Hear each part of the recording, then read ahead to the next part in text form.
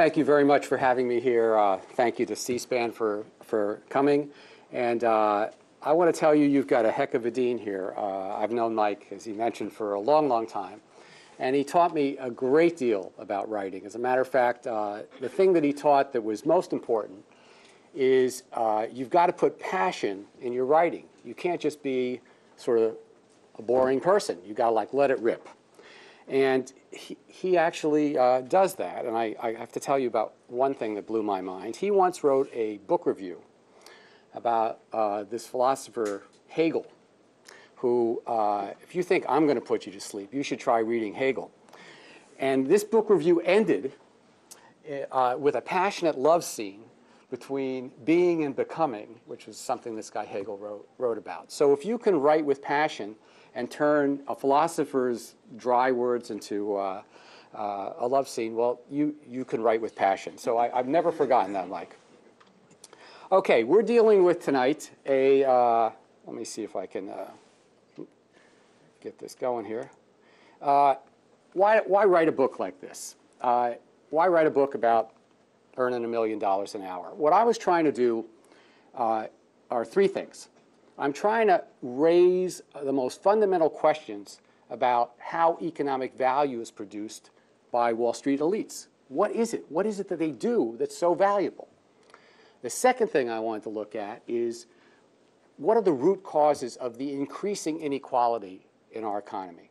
It's the gaps between the super rich and everybody else is growing. Where's that coming from? And I wanted to also, the third thing was to kind of revisit the economic crash that happened in 2008 to see if we can get a deeper understanding of what happened. Because I must admit, when I wrote the book Looting of America, I was kind of naive. I didn't realize what they were really up to. So this book is taking us into new territory. Okay, let me start by asking you a question. What's a fair hourly wage for you? What are you hoping to earn when you become journeyman? What's a good hourly wage? $1 million an hour. Oh, by the way, I forgot to tell you that that's my fee for tonight. So thank you very much, Dean Merrill. What's a good wage for, yeah? $56 an hour. What do you think? 60? You'd like to get 60? Okay. Let's say let's go for 56 to 60 bucks an hour. Why is someone going to pay you $60 an hour? Why? Yes? Because of the skills that I have to do the job. Okay, because of the skills you have to do the job. It's not just the skills you have, right? It's actually applying the skills you have to do the job. So why are they going to give you money? What's in it for them? What?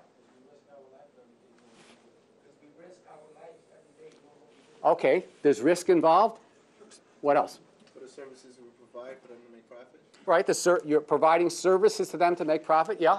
We work hard for 5 to 6 years as an apprentice to earn our wages that we... Right, you work hard to develop your skills, to go through this whole apprenticeship program, including a couple years of college at the minimum. What else, yeah?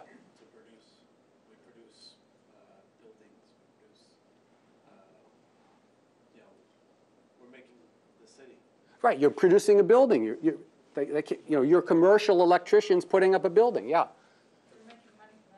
You're making money for them as well. Yes? The product that they're going to receive after we finish building is going to be worth 10 times as much as the $60 an hour. Right. You're producing a high-quality product that has incredible value to the people that are hiring you. Fair enough? Okay. So the mystery we're going to try to figure out this afternoon is what do these things called hedge funds produce. But before we get there, let's look at some of the occupations in this country that have the highest incomes and see what it looks like on an hourly basis. Let's start with, here are the 10. By the way, the first chapter of this book, we put together, we look at the wealthiest occupations in the country. So here are the top 10 movie stars from 2010. takes a while to put a book into production, so those are the latest numbers that we had. You can see Leonardo DiCaprio leads the list. His income was $77 million. You divide it by 2080, right? Number of hours you guys work in a year, and you get to his hourly income was $37,019. The average for that group was $21,298 an hour. The average for the top 10, as you can see, includes Seinfeld and Depp and Adam Sandler, and the bottom of the list is Angelina Jolie. Right? They make a good living. So what do they do to make all that money? How come they get paid so much? Because they have a certain skill that provides a profit for the people hiring them. For sure, absolutely. A skill provides a profit for the people hiring them. Yes? I know it's a teacher, so they have a lot of bargaining power. There's only one Leo DiCaprio. There's only one Angelina. There's that. They have a lot of bargaining power. Anything else? Yes? They sell movie tickets. There you go. They sell movie tickets. So you got, and what's behind the movie tickets? There's a really simple exchange here. We like watching them, so we'll pay to watch them, right? And in exchange, they get money, we get entertainment. We get pleasure watching them. So it's something we all understand. Do we begrudge them making a lot of money? It's kind of fun to watch them, right? We all keep going. We don't go on strike and stay out of the movie theaters. We're not protesting over the $10 tickets. We seem to go. Okay, so let's take a look at this now at the top occupations in the country. Let's start at the bottom. This was from 2010. You can see the top bank insurance CEOs. They were like roughly $8,000 an hour, and we go up to lawyers, authors. By the way, I did not make the top 10 in 2010. I'm working on it for 2013. When Mike gives me the check, I'll get very close. You got the movie stars. You got your top athletes. By the way, that would be Tiger Woods was number one then. Top CEOs, musicians, top celebrities in general, like Oprah was number one on that list. I was very surprised to find out that the top of this whole group were movie directors. They make more than movie stars. Well, I guess they put the whole thing together. Makes sense. So what we did is we put it, you could see their hourly income. And then there's this thing called hedge fund managers that are like off the charts. $842,788 an hour. That's a lot of money. That's 40 times what the movie stars make. 40 times. What do they do? Tell me. Nothing. We don't know what they do we? We don't know. You go ask anybody what they do, and you're going to get a stare. I don't know.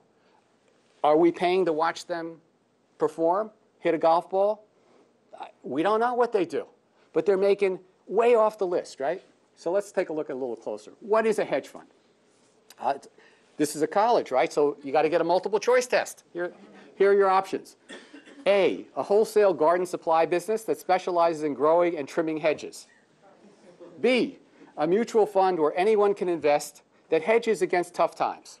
C, an investment fund for the super rich and large institutions, by the way, where you need at least $1 million in wealth in order to invest. A, B, or C? C. All right, it is C. I didn't make the test hard enough. I'll talk to your teachers about that afterwards. Okay, so that's what it is. And it's actually for more than just wealthy investors. You've got pension funds that want to get in on the action. Lots of the large banks want to invest in these funds. And these funds are kind of very interesting. The person who runs them gets 2% of the money off the top and then 20% of the profits. So the question then becomes is, what do they invest in? How do they play their game? Well, the top hedge fund guy in 2010 made $2.4 million an hour in 2010. That's as much as the average family makes in 47 years. Think about that. 1 hour of work. Did you go to work today? 1 hour would equal a family's income, average family, for a lifetime, 47 years. So if you're going to do that in our economic system, you better be producing a whole lot of value for the economy. All those things you just mentioned before about building something that will last for a long time and it's worth 10 times more when you're done because of all the great work you did. and the skill you put into it and the service it provides, all that stuff you talked about,